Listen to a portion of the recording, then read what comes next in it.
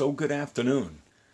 So things are fairly quiet today, so I do have time to show you two new pieces to my collection from a brand that I believe is now defunct, but I have shown you one example of before, and that would be the Malibu International.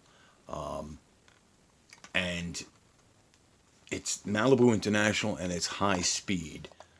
So I don't think that they're in business anymore.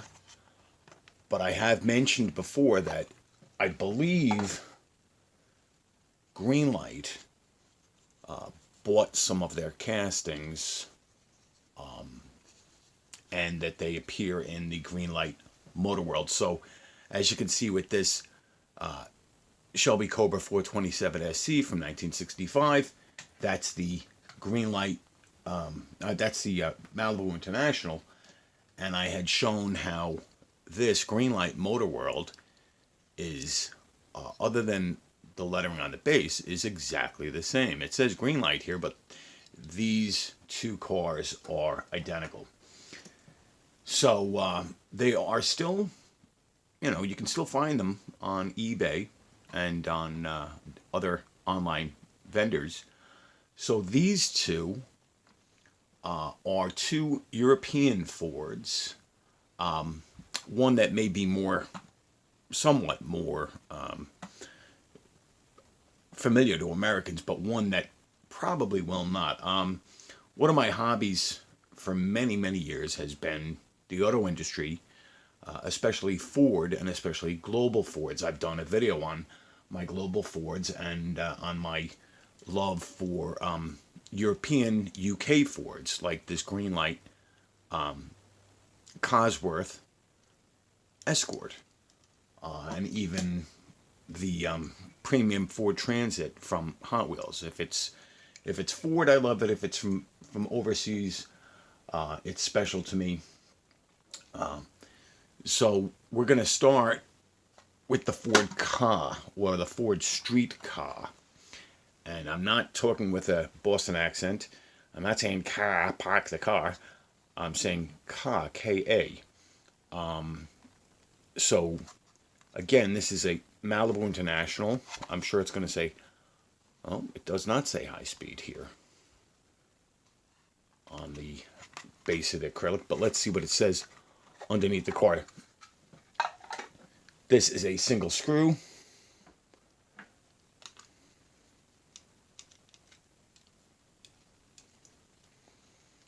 And so this very interesting little car, was a Europe only, I believe. I don't know, possibly South Africa. I don't think it was available in Australia, but maybe somebody could tell me. This is based on the previous generation Ford Fiestas mechanicals. So small front-wheel drive. There was a hardtop and there was the convertible, the street car. And so let's take a look. Malibu on the bottom, made in China.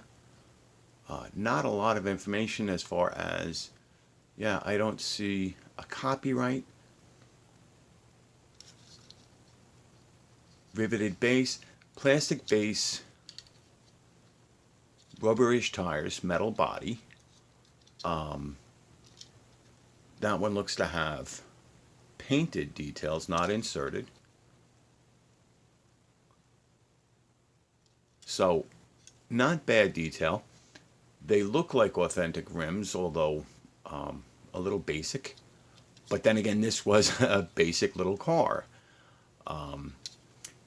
This would be from the early 2000s. And when I post this, I will put a link to a Wikipedia article about the Ford Ka. So this is an odd, quirky little car, which is one reason I like it. It's a Ford from Europe, which is a major reason I like it. This particular one is left-hand drive, so continental Europe.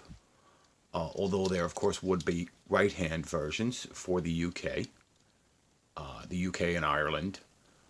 So this may have been exported to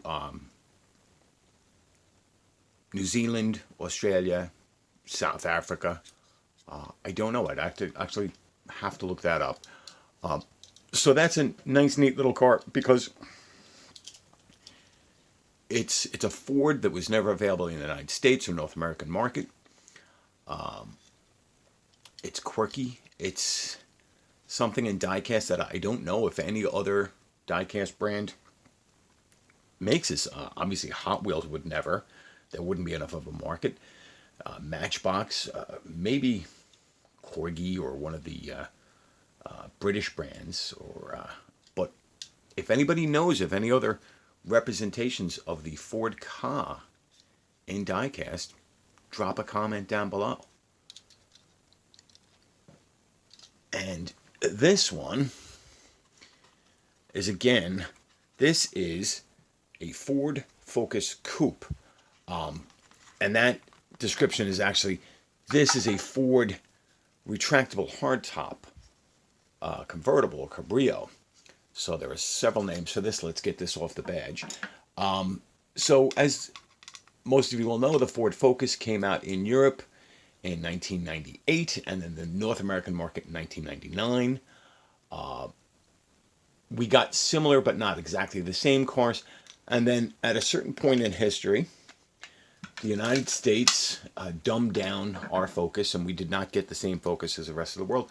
So we did not get this series of Focus, and we did not get the closest thing we got to this in the United States as far as a retractable hardtop convertible on a front-wheel drive platform would be the Volkswagen EOS.